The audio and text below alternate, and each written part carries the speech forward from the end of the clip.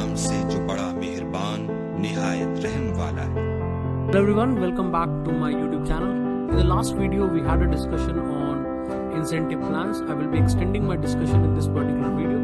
So in this we'll be taking up the next two methods of incentive plan. So let us begin. One of the complicated methods of incentive plan is related to earning differing at different levels of output. So let us see what this topic is all about. The central idea is based on how earnings vary from minimum to maximum at different levels of output. तो अगर हम किसी भी factory में जाते हैं तो वहाँ पर डिफरेंट लेवल ऑफ आउटपुट हो सकता है. फॉर एग्जांपल कि कंपनी ने जितना भी एक स्टैंडर्ड आउटपुट रखा हुआ है उससे या तो वर्कर ज़्यादा प्रोड्यूस कर रहा है या उससे वो कम प्रोड्यूस कर रहा है. तो वो जितना आउटपुट प्रोड्यूस कर रहा है उसके हिसाब से उसकी अर्निंग जो है वो वैरी करेगी. ये इसका सेंट्रल आइडिया है इस पर्टिकुलर. तो इसमें क्या क्या मेथड्स आ जाते हैं, what are the various methods we have. तो first method is called the Taylor differential rate system. Then we have Merrick differential piece rate system. Then we have Gantt task system, or then we have immersion plan. It is one of those topics which is very very important in human resource management, and we get a lot of competitive exam questions from this particular topic, as well as it is very common in postgraduate studies also, and even in the undergraduate program also. So let us take up one by one. Let's begin with the Taylor differential piece rate system. So what happens in this method? An efficient worker, if he exceeds the standard output, then he will get 120% of the piece rate, and if an inefficient worker fails to reach to the standard output, then he will get the 80% of the piece rate. अब इसको थोड़ा सा simplify करके समझने की कोशिश करते हैं. लेट अस सपोज कोई भी फैक्ट्री ने एक स्टैंडर्ड आउटपुट फिक्स किया हुआ है कि आपको 100 यूनिट्स बनाने हैं. अगर स्टैंडर्ड आउटपुट जो है वो फिक्स है, अगर आप उससे ज्यादा बनाते हैं, आप 100 यूनिट से ज्यादा बना देते हैं, then you will get basically a bonus.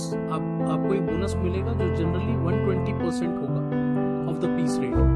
On the other side, अगर आप इनएफिशिएंट वर्कर हैं और आप 100 यूनिट्स नहीं बना पाते स्टिपुलेटेड टाइम में, आप 180 यूनिट्स ही बना पाते हैं, let us suppose, then what will happen, तो आपको उसके हिसाब से 80% ही पीस रेट का मिलेगा. सो इन दैट सिचुएशन आप स्टैंडर्ड यूनिट से अगर ज्यादा बनाएंगे तो आपको बोनस मिलेगा, अगर स्टैंडर्ड यूनिट से आप कम बनाएंगे तो इन दैट केस आपको लॉस होगा. This is what the Taylor proposed in this particular method. So let us take an example से समझने की कोशिश करते हैं इसको. तो let the standard output be 100 units. किसी कंपनी ने ऑलरेडी फिक्स किया हुआ है कि स्टैंडर्ड आउटपुट आपको 100 यूनिट्स बनाना है, and rate per unit is 10 पैसा. आपको एक एग्जांपल लेने के लिए मैं समझा रहा हूँ, जैसे एक सिंपल एग्जांपल, ताकि आपको आइडिया मिल जाए कि एग्जैक्टली कैसे कैलकुलेट होता है. तो रेट पर यूनिट जो है वो आपको कितना दिया हुआ है, वो आपको 10 पैसा दिया हुआ है इन दिस सिचुएशन. तो यहाँ पर अगेन 3 केसेस हो सकते हैं. तो let us take up all the 3 cases. तो in case 1, let us suppose a worker is producing around 120 units. Then as per the Taylor plan he has exceeded the standard unit. Standard unit यहाँ पे कितना था, that was 100 units. तो वो 100 unit से ज्यादा बना रहा है, तो in that case he will gate 120%. उसको बोनस मिलेगा और 120% के हिसाब से वो कैलकुलेट होगा. तो how it will be calculated, it will be calculated based on 120 into 120%. So it is 120 by 100. So when we calculate this, we will be getting it. You will be getting 144. Now this is 144 multiplied by 0.10 पैसा. So 10 पैसा से वो multiply हो जाएगा, because that is what the rate per hour is. Rate per unit जो है वो आपका कितना है, दैट इज 0.10 पैसा. दैट इज योर 10 पैसा. सो it is multiplied by 0.10. So the value will be around 14.40. इतना रुपीस जो है वो आपका बन जाएगा इफ योर, अगर आपने 120 यूनिट प्रोड्यूस किया, that 120 units is basically more than 100 units. That was your standard unit. तो स्टैंडर्ड से अगर आपने ज्यादा बनाया तो आपको बोनस मिला और आपका जो कैलकुलेशन बन गया that is 14.4. But in case 2, late us suppose आप कम बना पाए, you have only made late us suppose 80 units. अब स्टैंडर्ड जो रेट था, स्टैंडर्ड यूनिट जो था वो 100 था, स्टैंडर्ड यूनिट के कंपैरेटिवली तो आपने कम बनाया है. So in that situation what will happen is you will be paid according to the 80%. तो आपने कम बनाया है तो आपको 80% के हिसाब से पेड होगा. तो again it will be 80 into 80 by 100. So it will be 64. And then 64 will be multiplied by 0.10. So basically it is 6.4. तो आपको जो पेमेंट मिलेगी वो मिलेगी 6.4 rupees. So this was all about Taylor plan, तो टेलर का प्लान बहुत ही simple था। वो प्लान ये कहता था कि जो स्टैंडर्ड आउटपुट फिक्स किया गया है किसी कंपनी के द्वारा, अगर आप उतना स्टैंडर्ड आउटपुट जनरेट कर रहे हैं तो वेल एंड गुड है, बट अगर आप उससे ज्यादा करेंगे then you will get paid according to 120%। On the other hand if you will do it less than, अगर आप उससे कम पे करेंगे then you will be paid according to the 80%। So this was all about Taylor differential piece rate system. Moving on to the Merrick differential piece rate system. अब Merrick में क्या था, तो it was basically an extension to Taylor plan. ये Taylor plan का ही extension था, सिर्फ difference क्या था कि वहां पर 2 rates use हुए थे, that was 120% and 80%। यहाँ पर Merrick ने 3 रेट को इस्तेमाल किया rather than 2। तो 2 जो सिस्टम टेलर ने यूज किया था that was 120 and 80%, तो Merrick ने उसको 2 की जगह 3 कर दिया। Let us see. इन्होंने स्कीम क्या बनाई, तो स्कीम वाज कि स्ट्रेट पीस रेट सिस्टम को यूज किया गया था। स्ट्रेट पीस रेट सिस्टम अगर आपको समझना हो तो please watch my first part of this incentive plan, जिसका की वीडियो मैंने लिंक डिस्क्रिप्शन में डाला हुआ है, तो आप वहां से देख सकते हैं। स्ट्रेट पीस रेट सिस्टम दिया जाएगा कब तक, 83% of the standard output. Standard output जितना भी आप फिक्स किया गया है, अगर उसका 83% तक अगर आपने उसको अचीव कर लिया तो आपको standard rate piece rate system से पे किया जाएगा। And if it is more than 83% but less than 100%, तो अगर वो 83% तक है तब तो स्टैंडर्ड पीस रेट सिस्टम चलेगा। अगर वो 83% से लेके अगर आपने 100% के बीच में अचीव कर दिया then a bonus of 110% will be added to the earning. तो आपको एक बोनस दिया जाएगा 110% का, आपकी अर्निंग में ऐड किया जाएगा। एंड इफ थर्ड केस क्या होगा, अगर if it is more than 100%, अगर वो 100% से भी ऊपर चला जाएगा then the bonus will be given according to the 120%। 120% के हिसाब से आपको बोनस मिलेगा। तो इसमें 3 सिनेरियो क्रिएट हो गए कि अगर 83% से लेस तक रहा तो आपको स्टैंडर्ड पीस रेट सिस्टम के हिसाब से, स्ट्रेट पीस रेट सिस्टम के हिसाब से पे किया जाएगा। अगर 83 to 100 के बीच में है तो 110% का बोनस मिलेगा। एंड अगर आपका मोर देन 100% अगर आप चले गए आपका आउटपुट, देन आपको 120% का बोनस मिलेगा। तो let us take an example to understand this. Again we'll go with the same example. तो we'll have a standard output to be 100 units and the rate per unit is again 10 paisa. Let's take up all the 3 cases. So your standard output is 100 units and case 1 में let us suppose you have achieved 80 units. 80 units अगर आपने achieve किया तो obviously 100 units के comparatively it is less than 83%. आपको कम से कम 83 units बनाने थे, बट अगर आप 80 units ही बना पाए that means वो 83% से कम है। So in that situation what will happen is you will be paid as per the standard rate system, so straight piece rate system. So straight piece rate system क्या है, that is 80 units आपने produce किया और आपका जो piece rate system था वो 10 पैसा आपको ऑलरेडी गिवन हुआ है, तो उसके हिसाब से आप उसको कैलकुलेट कर सकते हैं। And the value you will be getting is 8 rupees. तो आपको 8 रुपीज मिल जाएंगे फॉर योर 80 यूनिट्स बिकॉज वो लेस देन 83% है। अब केस 2 में let us suppose the output is 90 units. अगर आपने 90 यूनिट्स प्रोड्यूस कर दिए, now the 90 unit means that you have exceeded 83 units. तो 83% वाला मार्जिन था उसको आप क्रॉस कर गए, but it is less than 100 units. तो इसमें आपको बोनस मिलेगा एट 110%। 110% के हिसाब से आपको बोनस मिलेगा। तो how it will be calculated, that 90 into 110 by 100 into 0.10। ये जो रेट आपको ऑलरेडी पर रेट आपको पता है, पर आउटपुट आपको कितना पैसा मिल रहा है। When you will calculate this the value you will be getting is 9.9 rupees. तो what we can see is अगर आप 80 यूनिट्स बना रहे हो तो आपको रुपीज 8 मिल रहे हैं, but if you are making 90 units, आप 10 यूनिट ज्यादा बना रहे हो, सिंस आपने 83 का जो बेंचमार्क था उसको आपने क्रॉस कर दिया, उस सिचुएशन में आपको बोनस मिला और आपकी जो अर्निंग थी वो 9.9 रुपीज हो गई। Let us take up the case 3। अगर हम केस 3 को देखते हैं तो वहां पर क्या होगा, that let us we have 110 units बना दिया let us suppose. 110 units is not only exceeding 83% but it is also exceeding the 100%।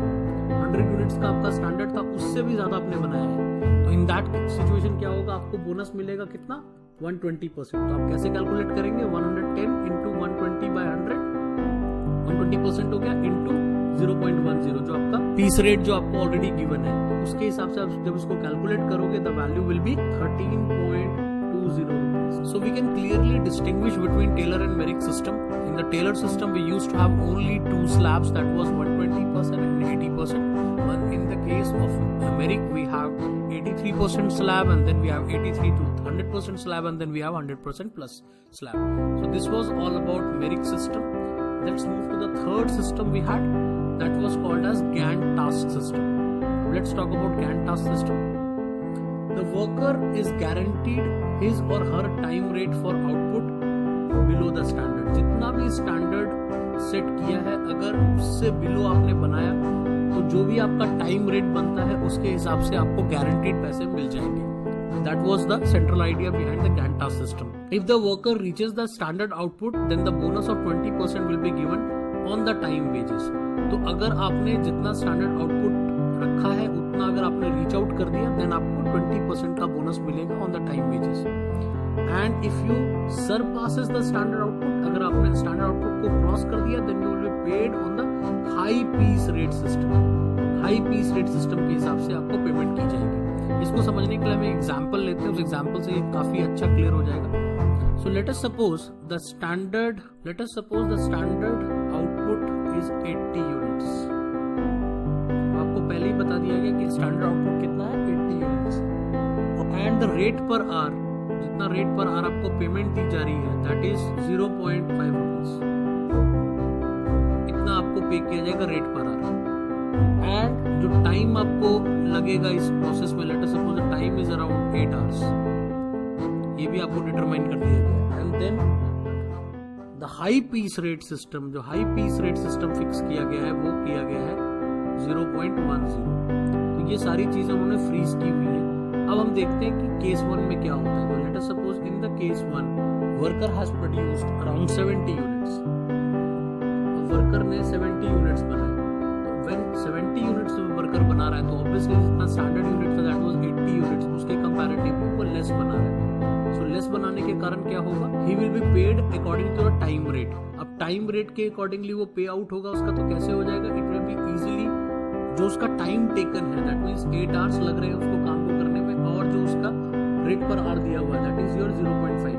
तो अप्रोक्सीमेटली उसको 4 रुपीज मिलेंगे इन दिस सिनेरियो, बिकॉज हम उसको टाइम रेट के हिसाब से पे कर रहे हैं. जो अपना टाइम उसने लगाया उसके हिसाब से हम उसको पे कर रहे हैं. But let us suppose in the case 2 the output is exactly 80 units. अब जितना स्टैंडर्ड यूनिट हमसे एक्सपेक्टेड था हमने उतना ही बना दिया. तो if the standard unit is exactly 80%, then in that situation what will happen, एक तो आपका टाइम वेज बन जाएगा. तो टाइम वेज तो वैसे ही बनेगा 80 into 0.5, जो अभी हमने ऊपर कैलकुलेट किया था. तो अगेन ₹4, ये तो आपका बन ही गया टाइम वेज के हिसाब से. And then you will be getting a bonus of 20%. अब बोनस मिलेगा आपको 20% का. तो बोनस मिलेगा किस चीज के ऊपर, टाइम वेज के ऊपर. तो 4 का 20%, so it will be around 0.8. So the total earning उसकी कितनी बन जाएगी, that would be around 4.8 rupees. That is in the case of 80 units when the standard units is almost the same. Let's take up case 3. So in the case 3, what will happen if the output is 110 units? Obviously, it is much more than the standard units. Standard units से काफी ज़्यादा है. So in that case, what will happen? You will be paid according to the high pace rate system. High pace rate system आपने कितना fix किया? That is 0.10. आपका सीधा multiply हो जाएगा 1010 into 0.10. So the total score will be ₹11. आपको 11 rupees के हिसाब से आपको पे मिलेगा. इसमें अगर हम सिंपली इसको समझाने की कोशिश करें तो how it works, if it is less then 80%, अगर आपका जो स्टैंडर्ड आउटपुट है उससे वो कम है, then you will be paid according to time wages. आपको टाइम वेजेस के हिसाब से पे कर दिया जाएगा. अगर आपने एग्जैक्ट 80% कर दिया, जितना स्टैंडर्ड आवर था उतना ही पूरा कर दिया स्टैंडर्ड आउटपुट के बराबर, then you will be paid as per the bonus of 20%. And then अगर थर्ड केस में if it you have exceeded the standard output, आपने स्टैंडर्ड आउटपुट को भी एक्सीड कर दिया, then you will be paid according to the high piece rate system. जो पहले से उन्होंने high piece rate unit fix किया हुआ है उसके हिसाब से आपको पैसे मिलेंगे. Let's come down to the fourth one, and that is called the Emerson plan. So let's take up this immersion plan. A standard time is set for each job. हर काम को करने का एक स्टैंडर्ड टाइम फिक्स कर दिया गया है. And the efficiency of each worker is determined. अब हर वर्कर की यहाँ पर एफिशिएंसी निकाली जाती है in the immersion plan. Immersion, E for immersion, E for efficiency. ये थोड़ा सा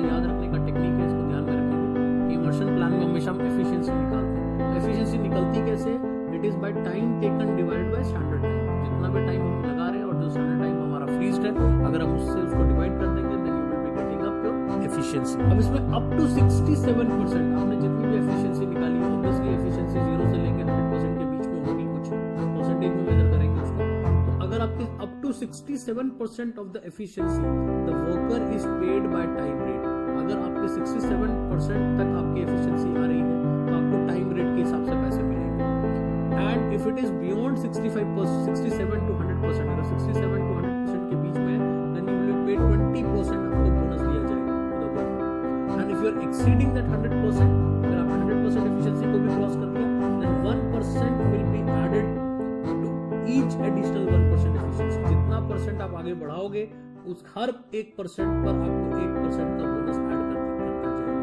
सो this is the theory of Emerson plan. So let's take up an example to understand this. एक एग्जांपल लेकर इसको समझने की कोशिश करते हैं।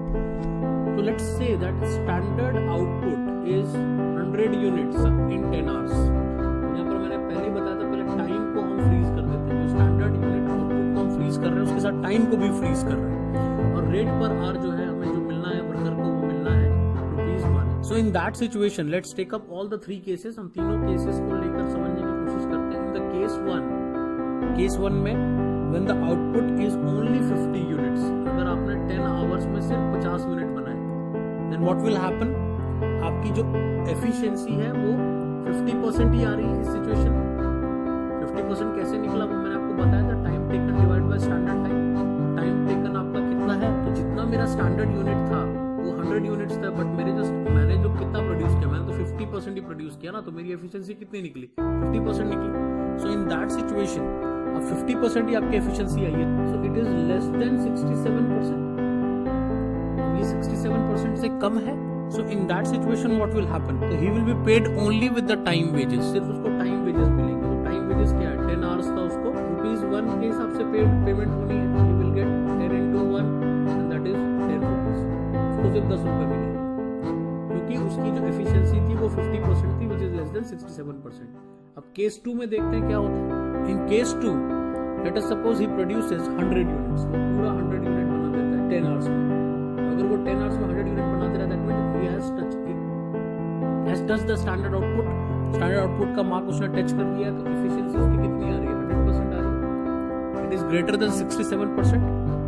अब 67% से ये ज्यादा आ रहा है, तो इन दिस सिचुएशन क्या होगा, उसको 20% का बोनस मिलना as per the Emerson plan. 20% के बोनस का क्या मतलब हो गया, how we can calculate now.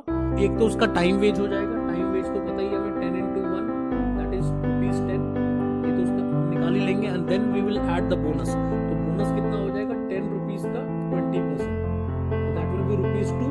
तो उसकी टोटल इनकम जो होगी वो कितनी बन जाएगी, that will be ₹12। 10 plus 2। Let's take up the case 3। अगर हम केस 3 को देखते हैं तो केस 3 में हम क्या देखते हैं, that if the output is greater than 100 units, so let us suppose in 10 hours somebody produces 130 units, तो 130 यूनिट बना देता है, तो ऑब्वियसली वो 100% से ऊपर जा रहा है। अब इस सिचुएशन में इमर्शन ने क्या कहा था, इमर्शन ने कहा था you will be paid for 1% of increase। जितना 1% आपने इंक्रीज किया है उस एवरी 1% का आपको 1% बोनस आपका ऐड होता जाएगा हर 1% ऑफ एफिशिएंसी के हिसाब से। Let's see what will be the final earning. तो फर्स्ट आपको टाइम वेज मिल जाएगा, तो time veg will be 10 into 1, that means ₹10। एक तो आपको ₹10 मिल गया। नाउ आपका बोनस जो होगा दैट मींस देन जो 20% वाला उसको बोनस क्राइटेरिया जो हमने केस 2 में देखा है वो तो ऐड हो ही जाएगा।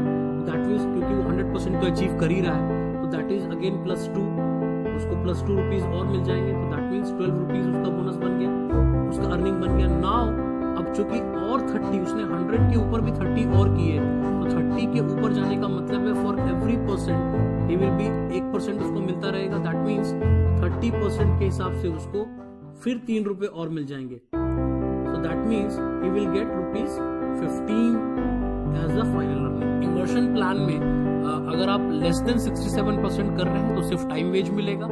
अगर आप 100% तक कर रहे हैं दैट 20% का बेनिफिट मिलेगा, और अगर आप 100% से भी ज्यादा कर रहे हैं देन इन दैट सिचुएशन आपके हर 1% का अगर एफिशिएंसी बढ़ रहा है तो 1% आपका बोनस भी बढ़ जाएगा। So this was all about the incentive plan. I hope you understood this particular lecture. Thanks for watching. Do subscribe to my channel and do keep sharing with other people. Also, keep learning and keep growing. We'll be meeting in the next session. और इसी के साथ हमारी आज की video खत्म होती है। उम्मीद करता हूँ कि आप सबको हमारी वीडियो बहुत पसंद आई होगी और आप सबका भी बहुत बहुत शुक्रिया कि आपने हमारी इस वीडियो को देखा। हमारी इस वीडियो को लास्ट में लाइक करिएगा और इसको अपने फ्रेंड्स के साथ भी लास्ट में शेयर करिएगा और हमारे चैनल को भी लास्ट में सब्सक्राइब करिएगा ताकि हम इसी तरह की और अच्छी तरह वीडियोस को बनाकर आपके सामने लाते रहें। खुदा हाफिज।